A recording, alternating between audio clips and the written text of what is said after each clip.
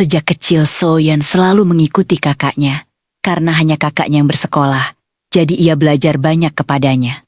Hari itu mereka menggambar. So-yeon mengatakan bahwa ia menggambar sebuah laut, namun laut yang ada dalam bayangannya berwarna merah. Meskipun sudah diberitahu So-yeon bahwa laut berwarna biru, namun So-yeon tetap kekeh bahwa laut berwarna merah. Scene berpindah. Ketika Bong Gun-so yang sudah berada di sebuah ruangan dan berlumuran darah, ada ember juga di dekatnya seolah masa lalu kembali terulang. Polisi masih terus mengulik foto wanita itu. Bahkan salah satu dari mereka sempat mengatakan bahwa foto tersebut mirip dengan Dr. So-yeon. Namun mereka malah memukulnya karena bagi mereka tidak mungkin wanita dalam gambar Taesba adalah Dr. So-yeon. So-yeon pulang dan langus membasuh seluruh tubuhnya. Ia juga mengingat kembali semua kenangan bersama sang kakak ketika sang kakak mengajarinya menjahit sebuah boneka. Namun perlakuan ayahnya sangat berbeda dengan mereka ketika kakaknya disuruh belajar. Sedangkan So-yeon malah disuruh membersihkan kekacauan sang ayah. Keesokan harinya polisi datang ke tempat laundry Jun-gyu. Mereka menanyakan tentang mayat wanita terakhir yang mereka temukan. Karena dalam riwayatnya wanita tersebut sempat datang ke laundry milik Jun-gyu.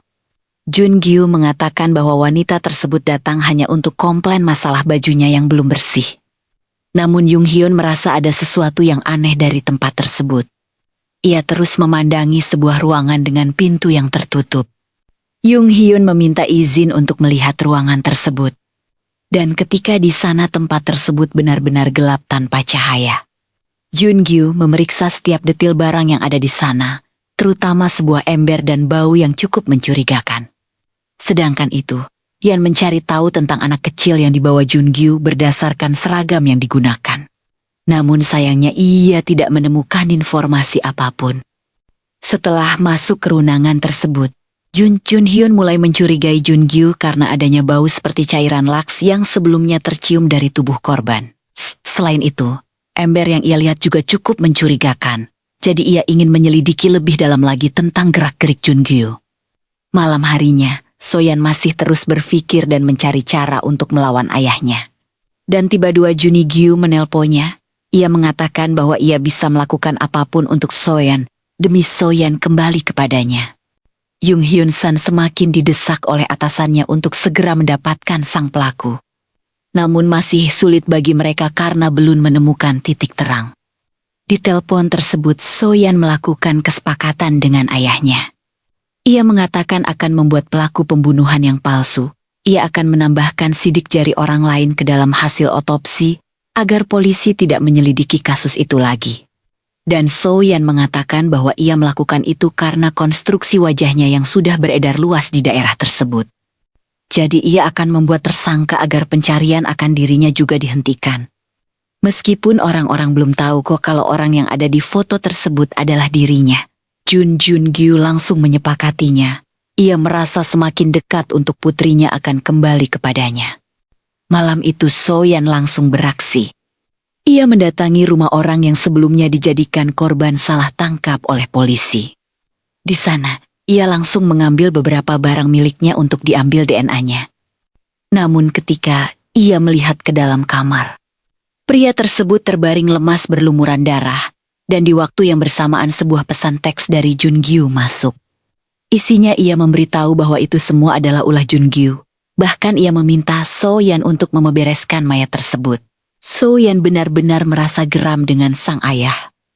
Namun belum sempat ia membersihkan, pria tersebut kemudian bangkit dan menyerang So-yeon dari belakang.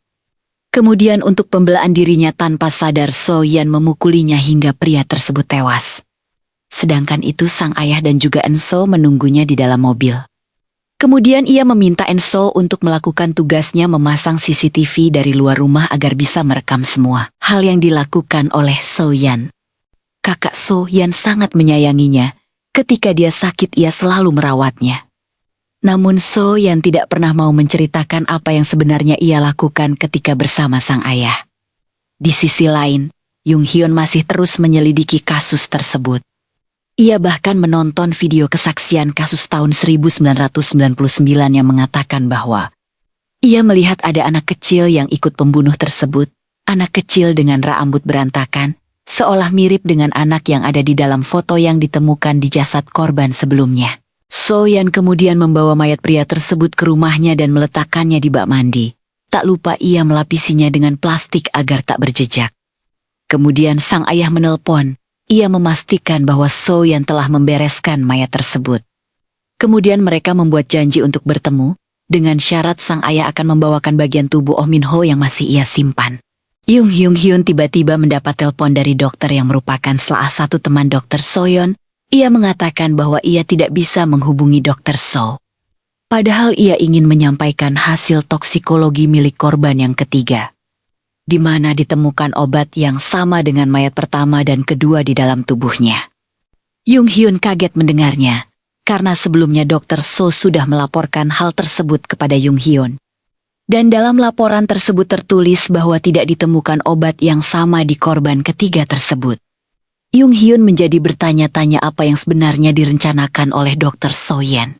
So-Yan kemudian datang ke lokasi tempat dia dan ayahnya berjanji untuk bertemu. Tak lama kemudian sang ayah datang dengan membawa mobil box miliknya. Karena ia tak melihat So-Yan di sana, sang ayah langsung coba menelponnya sambil membuka bagasi mobil So-Yeon yang berisi tas yang masih berlumuran darah. Kemudian diam-diam dari belakang ia memukul sang ayah hingga pingsan. Yung Hyun masih terus kepikiran dokter So. Ia yakin ada sesuatu yang ia sembunyikan. Ia sudah coba menghubunginya namun tidak bisa tersambung. Sedangkan itu So-Yan langsung mengambil darah ayahnya, yang akan ia letakkan pada jasad korban yang ia otopsi. Ia juga mencekik ayahnya dan berharap ayahnya bisa mati di tangannya. Namun tiba-tiba alarm mobil Jun-gyu berbunyi. Dan ternyata itu adalah ulah dari So-Yan yang coba menyelamatkan Jun-gyu. Lalu Jun-gyu langsung menampar So-Yan dan bahkan mencekiknya. Untungnya, datang satpam gedung tersebut sehingga So-Yan bisa lolos dari ayahnya. So-Yan langsung pulang ke rumahnya. Namun ketika masuk ia disambut dengan sebuah ember berwarna biru yang menjadi trauma tersendiri bagi So-Yan. Bayang-bayang ayahnya bahkan langsung muncul di pikirannya. Hingga ia tak kuat menahannya dan memutuskan untuk keluar dari rumah tersebut. Untungnya Yung Hyun menemukannya dalam keadaan So-Yan yang sudah sangat lemas. Ia langsung mengantarnya ke rumah. Di sana ia melihat sepatu dengan bercak darah dan juga ember biru yang pecah. Tak lupa Yung Hyun juga membelikannya obat agar So-Yan segera pulih. Yung Hyun tak banyak bicara. Ia tak ingin membuat So-Yan merasa tak nyaman. Namun kemudian ia menanyakan alasan So-Yan menjadi dokter forensik. So-Yan hanya menjawabnya singkat. Ia hanya bilang bahwa ia ingin jadi dokter forensik karena ingin membantu para korban. So-Yan juga berpesan kepada Yung Hyun bahwa ia adalah orang baik, jadi jangan sampai dia kalah dan menyerah.